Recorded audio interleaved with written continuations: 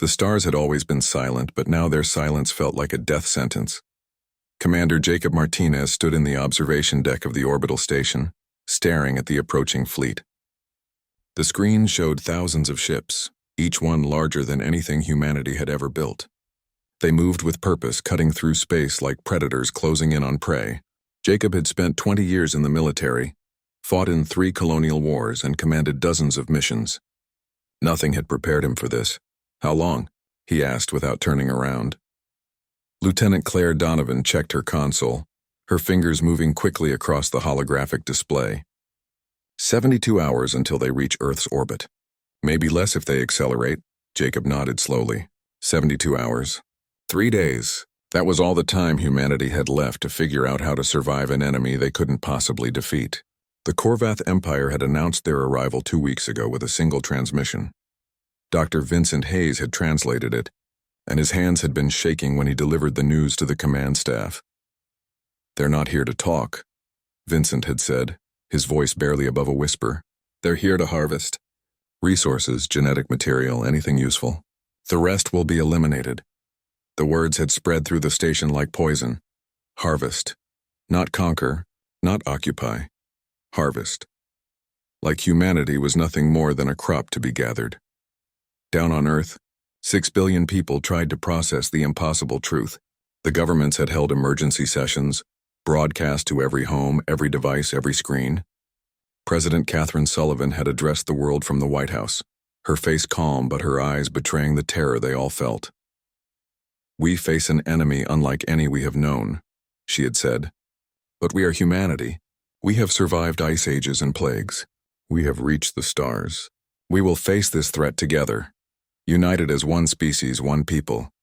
Her words had been brave and strong, but Jacob knew the truth. Unity wouldn't matter against the Korvath. Technology wouldn't matter. Nothing humanity possessed could stop what was coming. Churches filled with people who hadn't prayed in decades.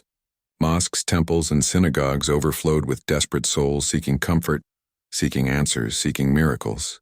Religious leaders from every faith held vigils, their voices rising in prayer. Billions of people looked to the heavens and begged for salvation. They cried out to God, to gods, to anything that might be listening. The heavens gave no answer. Jacob had stopped believing in divine intervention a long time ago, but even he had found himself whispering a prayer as the Korvath fleet drew closer. What else could they do? The defense fleet he commanded was impressive by human standards. 200 ships, the best pilots humanity had trained, weapons that represented centuries of scientific advancement. Against the Korvath, they were insects facing a forest fire. "Sir, we're getting reports from Mars," Claire said, pulling him from his thoughts. "The defense stations there are engaging the forward elements of the Korvath fleet." Jacob moved to the main display, watching the data stream in from the red planet. Mars had been humanity's first successful colony, home to 3 million people. The defense stations orbiting the planet represented the outer line of defense, the first barrier between Earth and the invaders. The battle lasted 11 minutes. Jacob watched in silence as the stations fought desperately, their weapons firing continuously at the Korvath ships. For a brief moment, it seemed like they might have a chance. 2 alien vessels took damage, their shields flickering under the barrage. Then the Korvath returned fire, and everything changed. The beams that lanced out from the alien ships didn't just destroy the stations. They erased them. One moment the stations existed, solid and real on the displays. The next moment there was nothing but expanding clouds of debris and static. 3,000 people gone in heartbeats, their final transmissions cut off mid-word. "God help us," Claire whispered. Vincent arrived on the observation deck, his tablet clutched in both hands. The xenolinguist looked like he hadn't slept in days, his eyes red and his hair uncombed. "I've been analyzing their communications," he said. "They're talking about Earth like it's some kind of prize. The atmosphere, the water, the biodiversity. They're excited about it. They've conquered thousands of worlds, but they keep saying Earth is special." "Special enough to kill for," Jacob said. "Special enough to travel 50 light years for," Vincent corrected. "The Korvath Empire spans hundreds of systems. They could harvest resources anywhere, but they came here specifically. They want Earth." Jacob felt something cold settle in his stomach. "Then they'll have to go through us first." The words sounded hollow even to his own ears. Going through humanity wouldn't be difficult for the Korvath. It would barely slow them down. Down on Earth, Dr. Angela Morrison sat in her office at the Global Seismic Monitoring Center, staring at data that made no sense. She had been tracking unusual seismic activity for the past week, ever since the Korvath had announced their arrival. The patterns were strange, rhythmic in a way that natural earthquakes never were. It was almost like the Earth itself had a heartbeat, and that heartbeat was getting faster. She had reported her findings to her supervisor, who had dismissed them as stress-induced errors. With an alien invasion imminent, who cared about unusual earthquake patterns? But Angela couldn't let it go. The data was real and it was spreading. Seismic stations all over the world were picking up the same rhythmic pulses, growing stronger by the hour. Halfway around the world, Dr. Lucas Freeman stood in a greenhouse watching plants grow at impossible speeds. The botanist had been studying accelerated growth techniques for years, but nothing he had done could explain what he was seeing now. Root systems that should have taken weeks to develop were forming in hours. More than that, the roots seemed to be reaching out, connecting with other plants, forming networks that sprawled beneath the soil like neural pathways. His assistant had suggested the plants were responding to stress, some kind of survival mechanism triggered by the global panic. But Lucas knew his plants, and this wasn't stress. This was purpose. The plants were doing something, preparing for something, though he had no idea what. In the Atlantic Ocean, Commander Rachel Pierce watched monitors in her deep-sea research station. The currents were changing, shifting in ways that the computer models couldn't predict. Whale pods were migrating in coordinated patterns that defied every behavioral study ever conducted. Dolphins and sharks were moving together, species that normally avoided each other suddenly swimming in formation like military units. Rachel had worked in marine biology for 15 years, and she had never seen anything like this. The ocean seemed restless, agitated, like something vast and ancient was stirring in the depths. None of them knew they were observing the same phenomenon. None of them realized that Earth itself was waking up.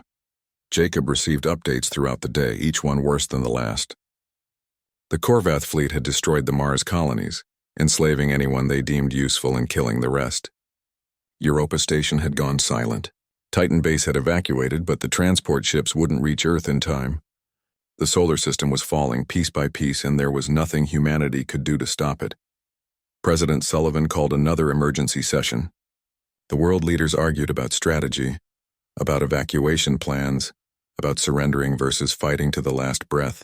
But Jacob knew it was all meaningless. There was no strategy against the Korvath.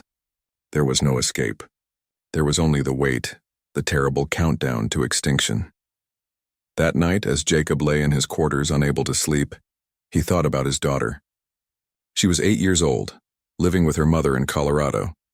He had sent them a message earlier, telling them he loved them, trying to say goodbye without actually saying the words. His daughter had sent back a video of her at a prayer vigil, her small hands folded, her voice joining thousands of others as they begged the universe for a miracle. Jacob closed his eyes and added his own silent prayer to the billions rising from Earth. He didn't expect an answer. The universe had never cared about humanity's prayers before. Why would it start now? But deep beneath the surface of the planet, something ancient and vast heard every word. Earth had been aware for longer than humanity had existed, conscious in ways that no human mind could fully comprehend. It had watched its children grow, had felt their footsteps, had known their struggles. And now, for the first time in millions of years, Earth felt something new. Its children were in danger, and Earth would not allow them to be taken. The second day began with more death. Jacob watched the feeds from Jupiter's moons as the Korvath fleet tore through the last of humanity's outer defenses. The pilots fought bravely, their ships darting and weaving through space, firing everything they had. It didn't matter. The alien ships absorbed the weapons' fire like raindrops, their shields flashing briefly before stabilizing. When the Korvath returned fire, human ships simply ceased to exist. 48 hours, Claire said quietly. They'll be here in 48 hours. Jacob nodded, his jaw tight. The command center had become a tomb of living people, everyone going through the motions of their duties while knowing it was all pointless. What strategy could defeat an enemy that could erase your defenses without effort? What tactics worked against technology centuries ahead of your own? His console beeped with an incoming call from Earth. President Sullivan's face appeared on the screen, and Jacob was struck by how tired she looked. The woman who had addressed the world with such confidence days ago now looked like she had aged 10 years. "Commander Martinez," she said, "I need your honest assessment. Can we win this?" Jacob had never lied to a superior officer, and he wouldn't start now. "No, Madam President, we can't." She nodded slowly as if she had expected the answer. "Then we'll make them pay for every inch. Project Gaia is ready to launch. Dr. Carter believes we can interface our defense systems with the planetary anomalies. It's a long shot, but it's all we have." "Planetary anomalies?" Jacob asked. "Strange things have been happening," Sullivan said. "Seismic activity, atmospheric changes, oceanic currents behaving impossibly. Scientists across the globe are reporting phenomena they can't explain. Dr. Carter thinks it might be connected, that we might be able to use it somehow." Jacob wanted to ask how earthquakes and ocean currents could possibly help against an alien invasion, but he kept quiet. If the president thought it was worth trying, then humanity had truly run out of options. Down in the Seismic Monitoring Center, Dr. Angela Morrison had stopped sleeping. The data coming in from around the world was beyond anything she had ever seen. The rhythmic pulses she had detected earlier had evolved into complex patterns, almost like communication. Seismic stations in California were picking up tremors that seemed to respond to tremors in Japan. Activity in Iceland correlated with activity in New Zealand. The entire planet's tectonic system was behaving like a single unified network. "It's impossible," her colleague said, staring at the same data. "Tectonic plates don't communicate. They don't coordinate."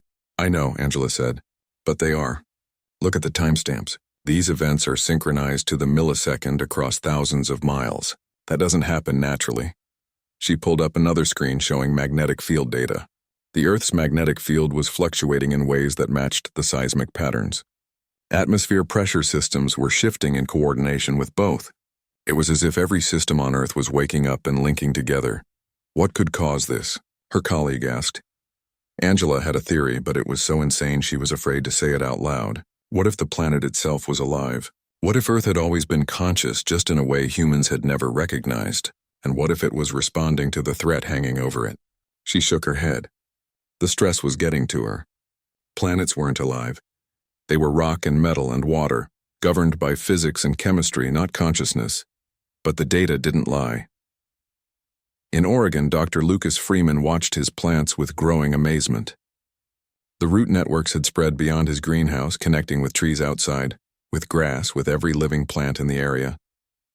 He had taken samples, run DNA tests, checked everything he could think of. The plants weren't mutating. They weren't diseased.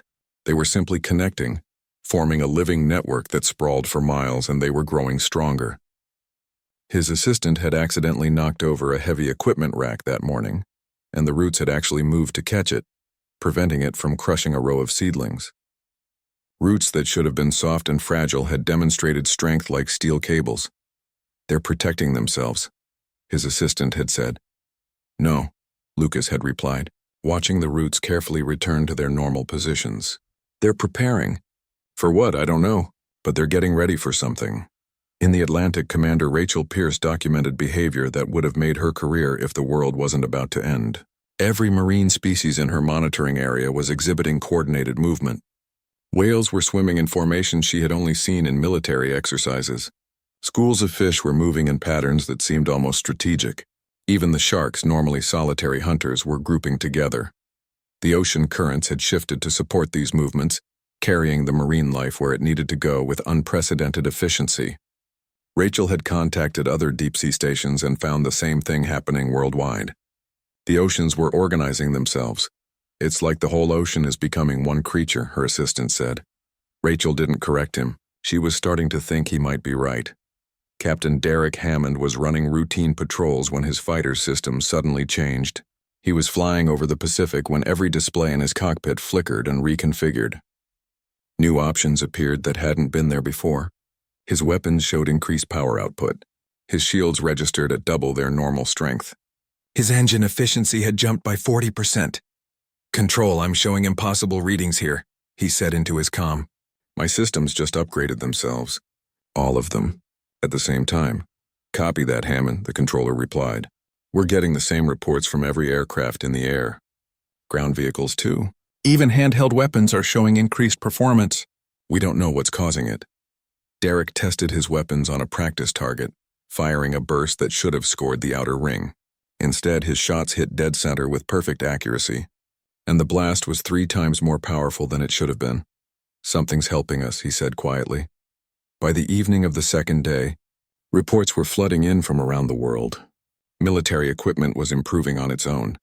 Power grids were generating unlimited energy from sources that couldn't be identified. Cities that should have been in darkness were lit up with power drawn from the earth itself. Wounded soldiers in field hospitals were healing faster than medical science could explain, especially when they were in contact with soil or natural water. Dr. Helen Carter, the physicist leading Project Gaia, stood in her laboratory surrounded by data that made her head spin. She had been studying the planetary anomalies for 18 hours straight, and a picture was emerging that seemed impossible. The planet is doing this, she told her team. All of it. The seismic activity, the atmospheric changes, the energy generation. Earth itself is the source. That's not possible, one of her researchers said. Planets aren't conscious. Then explain the data, Helen shot back. Explain how every natural system on Earth is suddenly working in perfect coordination. Explain how our technology is improving without human intervention. Explain how the planet is generating enough energy to power our entire civilization. The researcher had no answer. Helen pulled up a simulation she had been working on. I think Earth has always been aware, just not in a way we could detect. It's not conscious like we are. It's something else, something vast and slow. But now it's responding to a threat. It knows the Korvath are coming and it's preparing to defend itself. To defend us, another researcher corrected. No, Helen said softly. To defend us. We're part of Earth, we came from it. We're made of it. An attack on humanity is an attack on Earth itself. President Sullivan arrived at the laboratory that night. Helen showed her everything, all the data, all the evidence. The president listened in silence, her expression shifting from skepticism to wonder to something like hope. Can we communicate with it? Sullivan asked. Can we work together? I'm building an interface, Helen said. It's crude, but it might allow basic communication. If I'm right, if Earth is truly conscious, then we're not alone in this fight. We never were. Jacob received the report from Earth just before midnight. He read it 3 times, certain he was misunderstanding. Then he called his senior staff together and shared the news. Command thinks the planet is alive and trying to help us, he said, watching their faces for reactions. I know how it sounds, but the evidence is real. Something is happening down there, something we can't explain. Vincent spoke up first.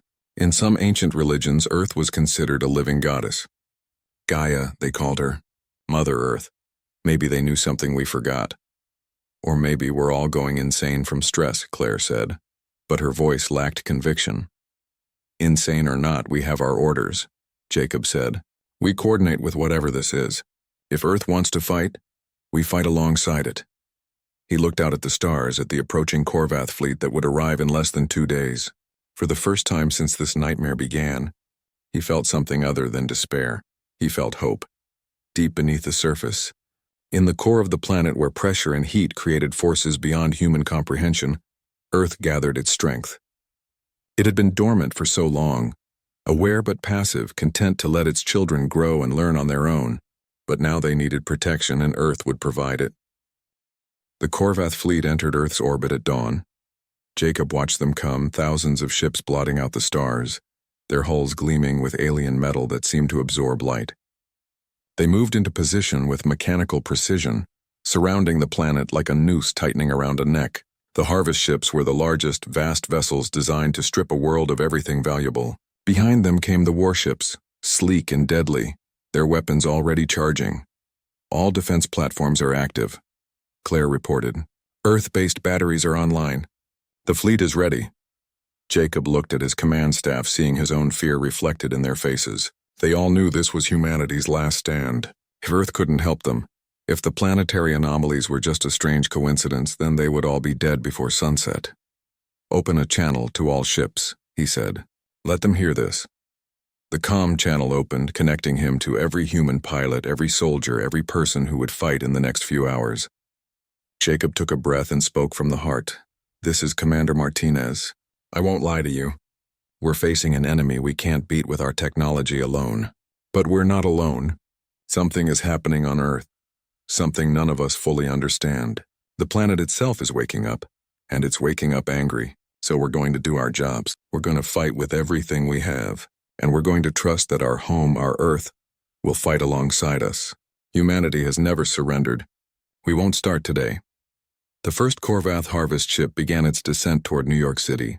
It was a massive vessel, 5 miles long, equipped with extraction beams that could drain a city of resources in hours. 10 million people watched from the ground as it pushed through the atmosphere, its shields glowing from the friction. Then the weather changed. Captain Derek Hammond was flying patrol over the Atlantic when he saw it happen. The sky simply exploded with activity. Clouds formed in seconds, massive storm systems spawning from nothing. Lightning crackled between them, but not normal lightning. These bolts were thick as buildings, bright as stars, and they struck with impossible precision. The harvest ship tried to evade, but the storm moved with it. Hurricane-force winds battered its shields. Lightning hammered the same spots over and over, finding weaknesses, exploiting them. Rain fell so hard it was like ocean water being poured from the sky, and it wasn't just water. The rain-conducted electricity turned the air into a weapon. It's not natural, Derek breathed, watching the impossible storm. No way that's natural. The harvest ship's shields failed under the relentless assault. Lightning punched through the hull, detonating systems inside. The ship began to fall, tumbling out of control toward the Atlantic. Then the ocean rose up to meet it. Commander Rachel Pierce watched from her deep-sea station as a whirlpool formed on the surface, growing larger and faster until it was a spinning vortex of water miles across. The Korvath ship crashed into the ocean and the whirlpool caught it, dragging it down with irresistible force. She watched the massive vessel sink into the depths, pulled by currents that shouldn't exist, while every marine creature in the area fled to safety. The ocean killed it, her assistant said in disbelief. The ocean just killed an alien warship. More harvest ships tried to descend over other cities. In Los Angeles, the ground opened up beneath one, a perfectly timed earthquake creating a chasm that swallowed the ship whole before closing again. In London, fog rolled in so thick that the ship's sensors couldn't penetrate it. And when it emerged, it flew directly into the cliffs of Dover, which had somehow shifted position overnight. The Korvath warships moved to support their harvest vessels, but they found themselves facing an enemy they had never encountered before. Earth's defense fleet, tiny and primitive by Korvath standards, suddenly became deadly. Pilot Stephanie Cole led her squadron into battle over the Pacific. She had flown combat missions before, knew her ship's capabilities down to the last decimal point, but now her fighter moved like it was reading her mind, responding to her thoughts before she could touch the controls.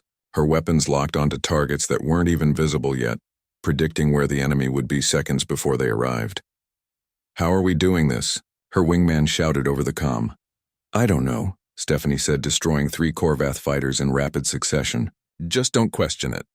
Her squadron danced through the alien formation untouchable.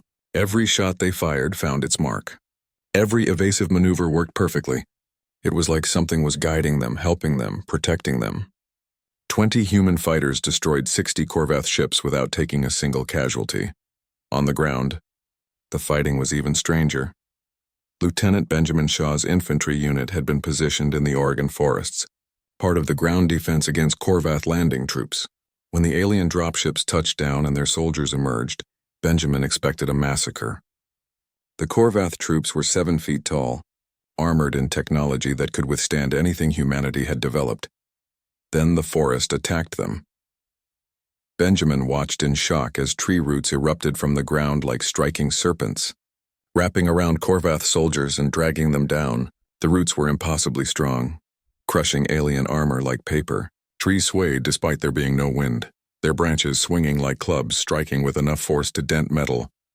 "Open fire," Benjamin ordered, and his unit added their weapons to the forest's assault. The combination was devastating. The Korvath never had a chance. The soldiers who weren't crushed by roots or battered by branches were cut down by human weapons that suddenly hit 3 times harder than they should. One Korvath soldier managed to break free and run. A massive oak tree shifted position, its trunk moving to block the alien's path. Branches reached down and lifted the soldier into the air, holding him suspended while Benjamin's unit advanced. "The trees are fighting with us," one of his soldiers said. "Sir, the trees are on our side." Benjamin had no explanation. He just nodded and kept moving, trusting that the forest knew what it was doing. In the Himalayas, Major Christina Lopez commanded artillery units positioned in the mountains. When Korvath ships tried to land in the valleys below, she gave the order to fire. But before her artillery could launch, the mountains themselves responded. Avalanches cascaded down slopes at impossible angles, burying landing sites under thousands of tons of snow and rock. But these weren't natural avalanches. They moved with purpose, avoiding human positions while targeting alien ones with precision. Christina watched through her binoculars as one avalanche actually curved mid-descent to hit a Korvath ship that had tried to evade. "The mountains are aiming," her second-in-command said. "Christina, the mountains are aiming at them." She believed him. How could she not? The evidence was right in front of her eyes. The battle raged for hours, and with every passing minute it became clearer that something fundamental had changed. Earth wasn't just a battlefield anymore. It was a combatant, perhaps the most powerful one. Every natural system on the planet had become weaponized against the Korvath. Dr. Angela Morrison watched her seismic readings and realized she was seeing warfare on a geological scale. Earthquakes struck with strategic timing, disrupting enemy formations. Volcanic activity increased in specific locations, creating barriers of lava and ash that hemmed the Korvath in. Even the planet's magnetic field was being used as a weapon, generating pulses that interfered with alien systems. "Earth is fighting," she said to her colleague, not metaphorically, not symbolically. "Earth is literally fighting a war." Aboard the Korvath flagship, Commander Thralkesh stared at his tactical displays in growing horror. His empire had conquered over 1,000 worlds. He had led the harvest of hundreds of species. Nothing in his experience had prepared him for this. "How can a planet fight back?" his second officer demanded. "Planets are resources. They don't have weapons. They don't have consciousness." But this one did. Thralkesh watched his forces being destroyed by weather patterns, by geological events, by plants and animals acting with military coordination. The primitive human fleet was somehow matching his advanced warships in combat. Nothing made sense. "Pull back the harvest ships," he ordered. "Focus all warships on destroying the human fleet. We'll deal with the surface later." But pulling back proved harder than advancing. The Earth's atmosphere had become a cage. Magnetic fields trapped ships trying to retreat. Gravity seemed to shift and twist, making navigation impossible. The planet was holding them in place, refusing to let them leave. Jacob watched the battle unfold from his command station, barely believing what he was seeing. The Korvath fleet was in chaos, their ships scattered and confused.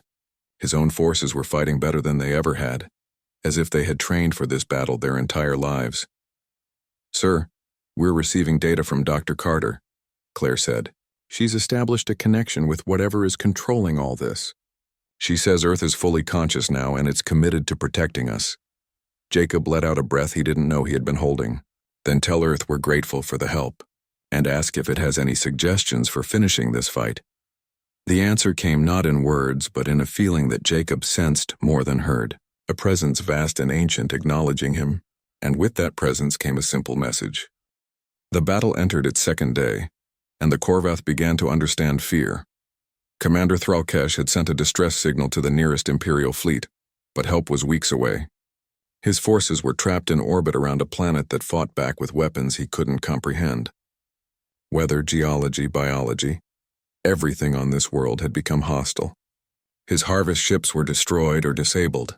His warships were suffering losses against a technologically inferior enemy that fought with impossible skill. "We should retreat," his tactical officer said. "Request permission to withdraw from the system." "Denied," Thralkesh growled. "The Empire does not retreat from primitives. We will break this planet's defenses and complete our harvest." But breaking Earth's defenses proved impossible. Captain Derek Hammond had barely slept in 30 hours, but he didn't feel tired. Every time he climbed into his fighter's cockpit, he felt energized, alert, ready.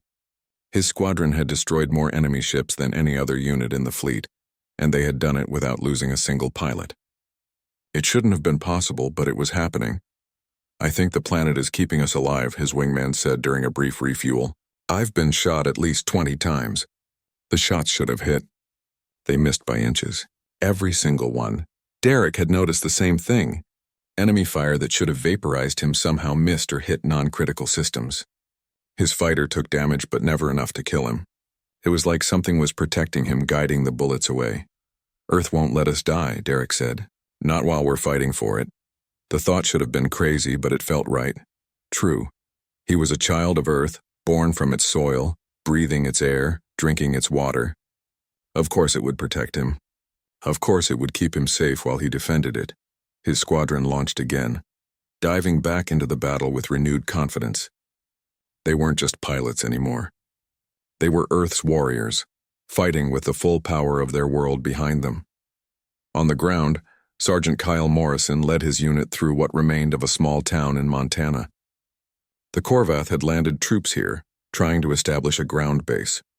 His orders were simple: drive them out. The fighting should have been a nightmare.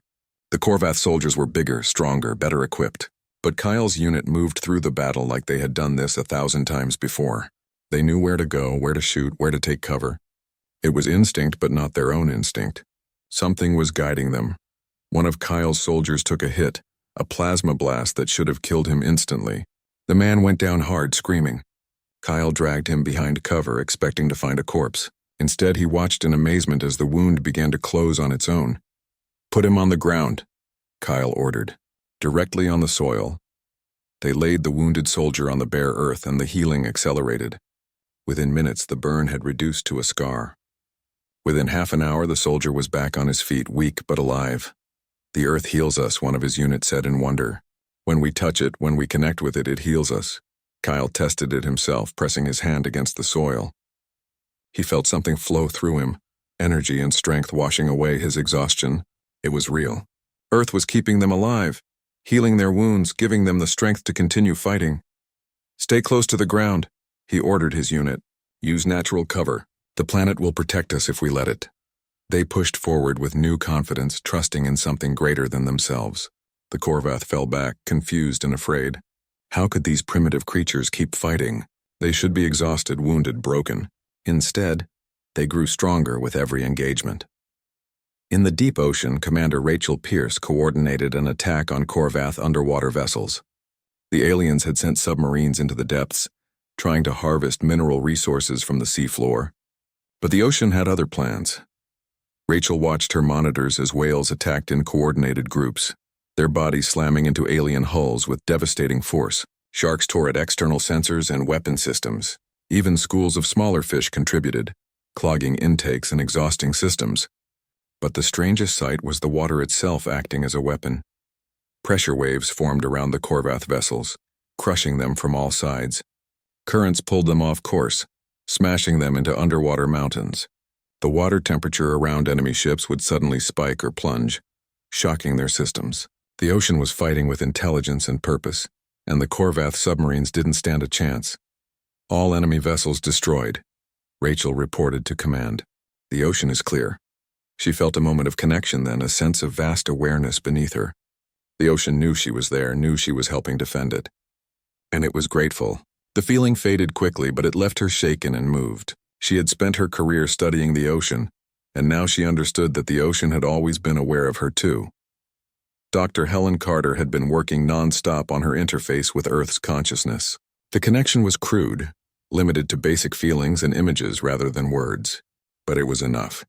President Sullivan sat with her in the laboratory trying to understand what Earth wanted, what it needed from humanity. "It's protective," Helen explained, "like a mother defending her children. It doesn't see us as separate from itself. We're part of it, grown from it, made of its substance. An attack on us is an attack on Earth. Can it win?" Sullivan asked. "Can it drive the Korvath away?" Helen touched the interface, feeling the planetary consciousness respond. Images flooded her mind. Roots spreading through soil, water flowing through rivers, air currents circling the globe. Everything connected, everything working together. "Yes," she said, "Earth can win. But it's asking for our help. We need to fight together, human and planet as one. We're the hands and eyes of Earth in this battle. It protects us, heals us, empowers us. We use that power to drive away the threat." President Sullivan nodded slowly. "Then we keep fighting. How long can Earth sustain this level of activity?" "Forever," Helen said simply. "This is Earth's natural state. It's been dormant for millions of years, but now it's awake, and I don't think it plans to sleep again. The third day of battle began with the Korvath attempting a desperate strategy. Commander Thralkesh ordered all remaining ships to focus their fire on a single target, the orbital station where Jacob Martinez commanded the human fleet. If they could destroy the command center, maybe they could break humanity's coordination.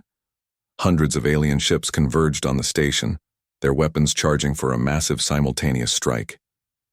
Jacob watched them come and prepared to die. There was no way the station could survive that much firepower.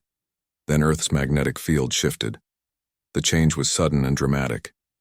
The planet's magnetic field, which usually extended gently into space, suddenly spiked upward in a focused beam. The beam caught the Korvath fleet like a net, disrupting their systems, scrambling their sensors, making their weapons discharge randomly. Ships collided as their navigation failed. Some simply went dark, all power drained by the magnetic pulse. What just happened? Claire asked, staring at the displays in disbelief. Earth protected us, Jacob said. He could feel it now, that vast presence watching over them. The planet knew they were important to the defense, so it had intervened directly to save them. Lieutenant Donovan pulled up a tactical display. Sir, the enemy fleet is in complete disarray. If we strike now, we could cut their numbers in half. Jacob didn't hesitate. All ships, attack formation. Hit them while they're vulnerable. Show them what happens when you threaten Earth's children. The human fleet surged forward, every ship moving with perfect coordination. They weren't just following orders anymore. They were following instinct, guided by something greater than themselves. The Korvath tried to regroup, but they were too slow. Human weapons found every weakness, exploited every gap. Ships that had seemed invincible days ago now fell like targets at a shooting range. Pilot Gregory Nash became something of a legend that day. His fighter moved through the battle like it was dancing. Impossible maneuvers that should have torn his ship apart, but somehow worked perfectly. He destroyed 17 enemy vessels in a single engagement, his weapons never missing, his shields never failing. Other pilots watched his tactics and tried to copy them, finding that they could perform the same impossible moves.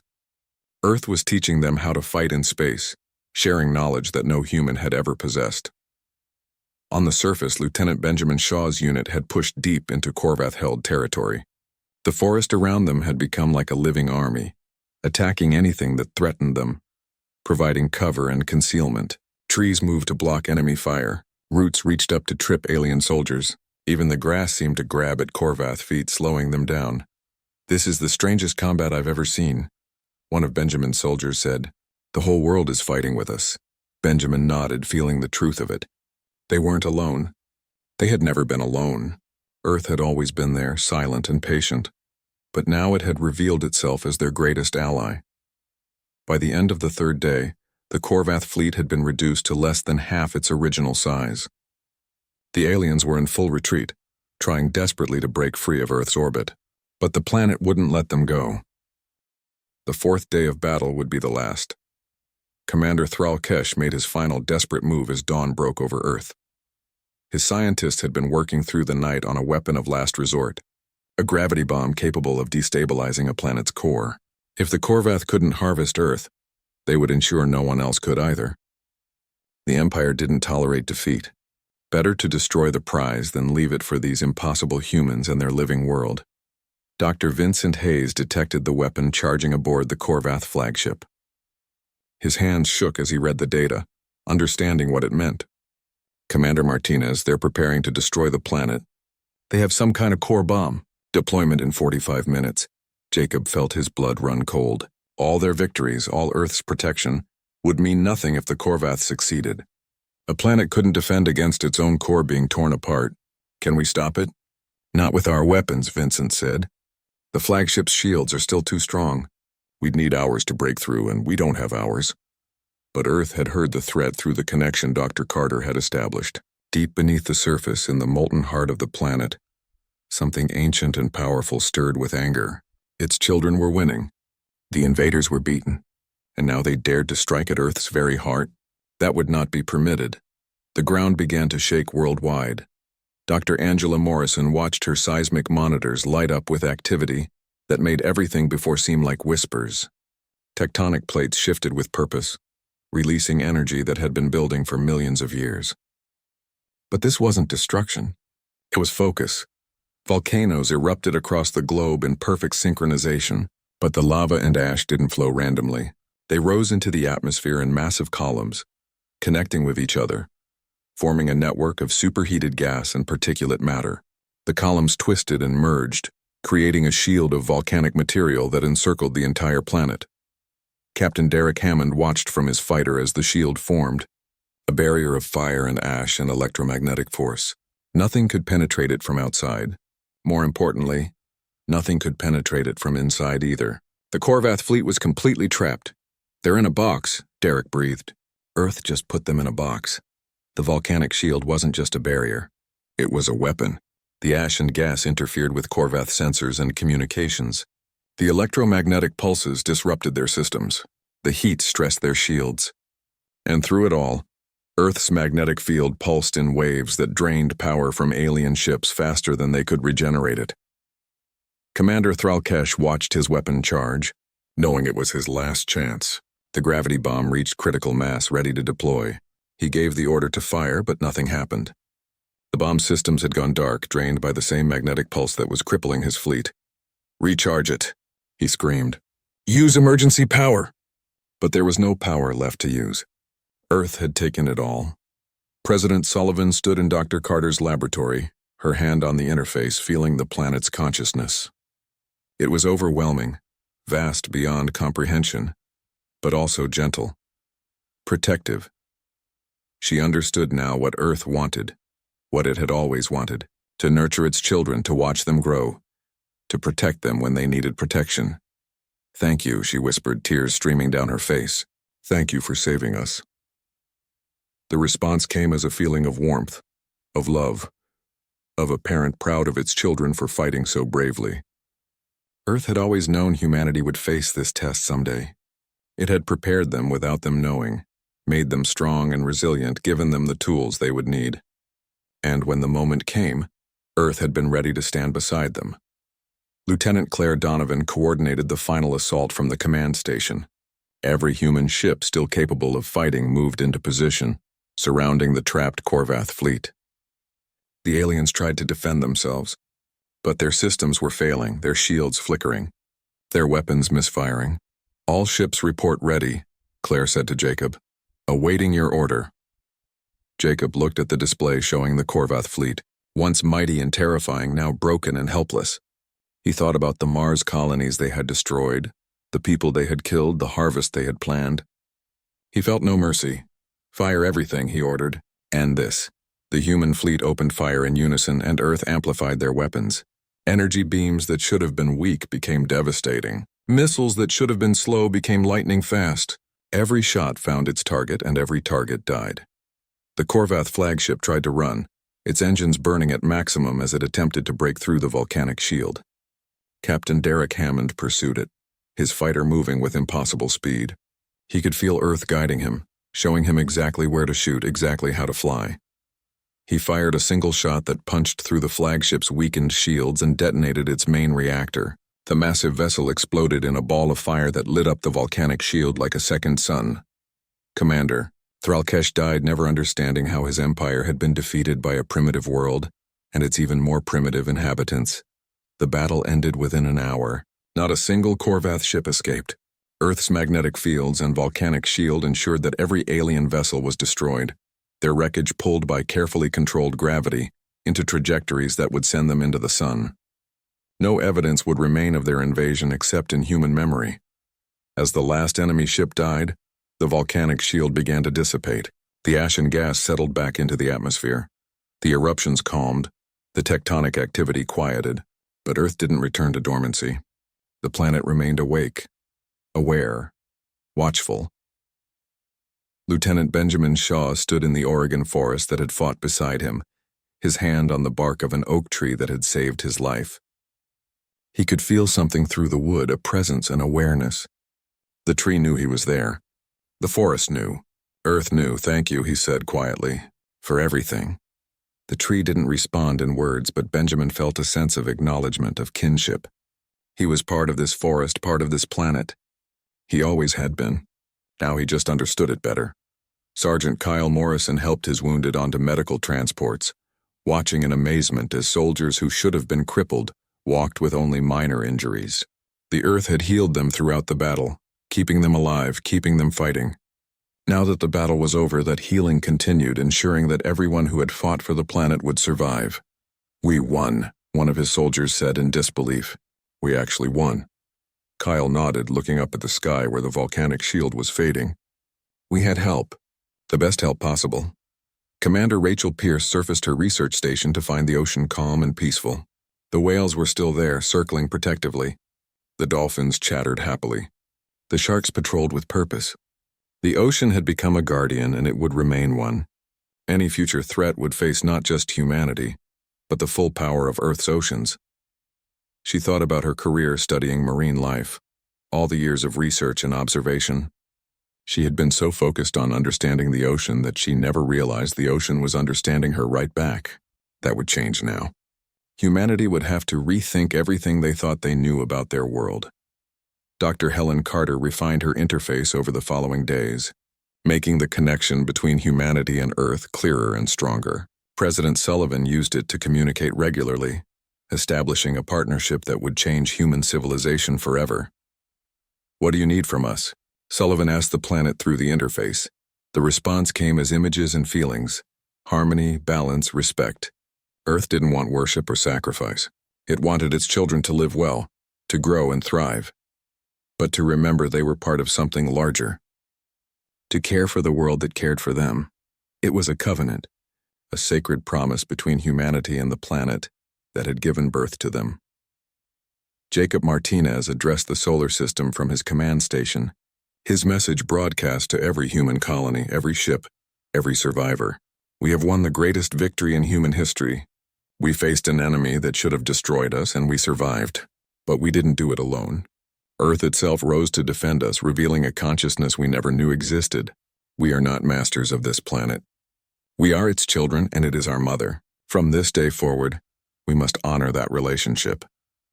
The words were carried across human civilization, changing humanity's understanding of itself.